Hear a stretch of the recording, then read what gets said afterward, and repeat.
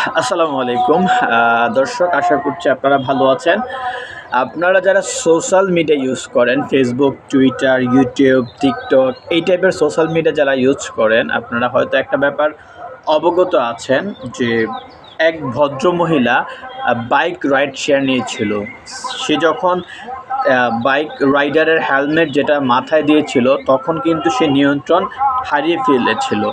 তো এটাতে এক ধরনের মেডিসিন ইউজ করা হয়, এটাকে বলা হয় স্কোপোলামিন, আমি যদি ভুল করে না থাকি। এটাকে আমরা বাংলা যেটা বলি শয়তানের নিঃশ্বাস। তো এটা ৩-৪ ভাবে ইউজ করতে পারে। স্প্রে আকারে করতে পারে, এটা কি বলে গুঁড়া আকারে করতে পারে। তো নানানভাবে এটা ইউজ করা যায় এটাকে আর কি। এটা এক ধরনের মাদক টাইপের আর কি। এটাকে মানুষেরকে নিয়ন্ত্রণ হারায় ফেলে মানুষের। তো আপনাকে মানে বশ করা যায় আর কি একটা মানুষকে। তো সে ভদ্রমহিলাটা যখন বাইক রাইডারের বাইক রাইড শেয়ার করার জন্য যখন হেলমেটটা মাথায় দিল, এক পর্যায়ে সে বশ হয়ে গেল, তার নিয়ন্ত্রণ হারিয়ে ফেলে। তো সে বাইক রাইডারটা তার ওই ভদ্র মহিলাটার গন্তব্য না পৌঁছে দিয়ে তাকে হচ্ছে নরসিংদীতে নিয়ে যায়। নরসিংদীতে নিয়ে গিয়ে আমরা যা দেখেছি আর কি নিউজে, তাকে প্রথমে ধর্ষণ করা হয়। তারপর হচ্ছে তাকে তার গহনা, টাকা পয়সা যা যা ছিল এ টু জেড সব কিছু নিয়ে যাওয়া হয়। তো এই ঘটনাটা আসলে আমি দেখেছি আর কি অনলাইনে মিডিয়ার মাধ্যমে অনেক ভেরিফাইড নিউজগুলোতে পড়েছে। তো এলাকার কিছু মানুষ বা কোনো নির্দিষ্ট কোনো ব্যক্তি এই মহিলাটাকে দেখেছে, 999 কল দিয়েছে, পুলিশ ইনস্ট্যান্ট যাই হোক ব্যবস্থা নিয়েছে। 3 ঘন্টার মধ্যে সে রাইডারকে ধরতে সক্ষম হয়েছে। তো এখান থেকে কিছু জিনিস বলার আছে বা বোঝার আছে, জানার আছে। প্রথম কথা হচ্ছে, এখন নারীরা একটা অপরিচিত বাইক রাইডারের পেছনে ওঠাটা, এটা আমি সমর্থন করি না। আমি তো সমর্থন করি না, পাশাপাশি এটাকে ইসলাম সমর্থন করে না। আচ্ছা, দ্বিতীয় কথা হচ্ছে সমঝোতার যে ব্যাপার, সমঝোতার যে সমান অধিকারের ক্ষেত্রে আসলে এগুলো হচ্ছে। আমরা আসলে এগুলো কল্পনাও করতে পারি না যে একজন পুরুষ রাইডার একটা মহিলাকে, ভদ্র মহিলা হোক আর যাই হোক, তাকে নিয়ে রাইড শেয়ার করবে। এটা আমরা অ্যাজ এ মুসলিম যারা আছে, আমরা এগুলো কল্পনাও করতে পারি না। তো যাই হোক, এখন এই যে অনাকাঙ্ক্ষিত ঘটনা ঘটেছে, এখন কি করা উচিত?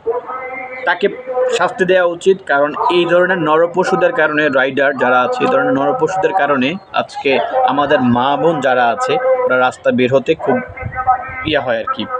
এখন আমাদের কি করণীয়, আমরা কি করতে পারি? আমরা যারা পরিবারে আছে, যারা আমাদের ভাই আছে, বোন আছে, মা আছে, আত্মীয় স্বজন যারা আছে, তাদেরকে আমরা নিজ প্রোটোকলে যে কোনো গন্তব্য, সেটা অফিস বলেন, সেটা কোনো আত্মীয় স্বজনের বাসা বলেন, আমরা আমাদের নিজ প্রোটোকলে আমরা দিয়ে আসব।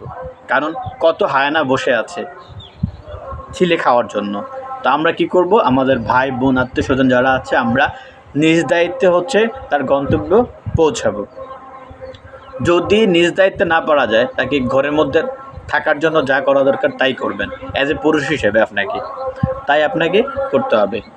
সুতরাং এ থেকে শিক্ষা হলো কি, আমরা নারীদেরকে একা ছাড়াটা কোনোভাবেই, আমি মানে দায়িত্ব থেকে বলতেছি, এটা কোনোভাবেই উচিত না। আর ওই যে অতিরিক্ত স্বাধীনতা দেওয়ার কারণে যেটা হয়, সেটাই করেছে। আর রাইডার যেটা করেছে, সবচেয়ে নিকৃষ্ট কাজ করেছে। প্রথমে ধর্ষণ করেছে, তারপর লুট করেছে। তাকে উচিত একদম প্রকাশ্যে কোনো একটা শাস্তি দেওয়া তাকে। আর ধর্ষণের শাস্তি তো কি, এটা ইসলামী নির্ধারণ করে দিয়েছে। তো তাকে প্রকাশ্যে এসে একটা ব্যবস্থা করা উচিত। কিভাবে একটা নারীকে নিয়ে তাকে নিয়ন্ত্রণ হারিয়ে তাকে ধর্ষণ করে তারপর হচ্ছে তাকে তার লুট করে নিয়ে যায় সব কিছু, তার মানে এটা আসলে ভাবতেই অবাক লাগে। তো কথা হচ্ছে, আমরা আমাদের আত্মীয় স্বজন, পাড়াবর্তী মানে আত্মীয় স্বজন বলেন, ভাই বোন যারা আছে, পারিবারিক মা যারা আছে, তাদেরকে আমরা নিজ প্রোটোকলে নির্দিষ্ট গন্তব্যে আমরা নিজেরা পৌঁছে দিয়ে আসবো। আমি কখনো প্রত্যাশা করব না আপনার মেয়েকে, আপনার বোনকে, আপনার বউকে এভাবে কোনো একটা রাইড শেয়ারের হাতে তুলে দেন। এটা আমি প্রত্যাশা করব না। প্রত্যেকটা রাইড শেয়ার খারাপ বলছি না আমি, অনেক ভালো আছে, অনেক ভালো আছে, অনেক ভালো আছে। কিন্তু কিছু হায়নাদের কারণে সবার উপর কালি পড়ে যায়, কিছু হায়নাদের কারণে।